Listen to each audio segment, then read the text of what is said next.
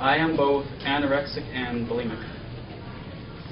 Up until a couple of years ago, denial prevented me from admitting this. At the age of 16, I began to restrict myself with food. Being overweight and labeled fat most of my life did not make for a solid foundation of confidence to stand upon. I began slowly by cutting out snacks, which at the time was no easy feat for me. I counted calories, I ate privately so I could throw away food.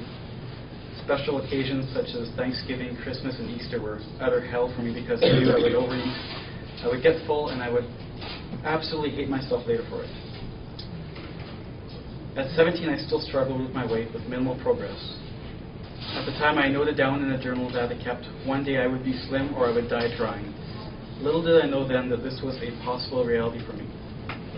At the worst, I weighed 220 pounds. Supposedly for my age and height, I was simply considered a little overweight and husky. But to me, the dark, pink stretch marks and love handles were daily reminders for my determination to try harder and to persevere with what I defined as dieting. And so I continued at it. It began as a struggle, but soon I taught myself to starve for 3 days straight. I couldn't go much longer than that. Soon this became a routine for which I took a sick pride in.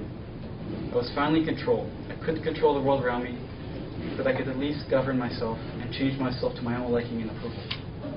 I found it difficult to sleep. I couldn't concentrate in school, and that showed. But the scale kept me in line. If I wanted to go for coffee or go to a movie or whatnot, I would simply just have to weigh myself first. If I didn't like what I saw, then I would stay behind. Often I would get lost in the numbers I saw, and I'd feel elated. But that would soon turn into accusing the scale of lying just because I was afraid to enjoy the numbers that fell in my favor.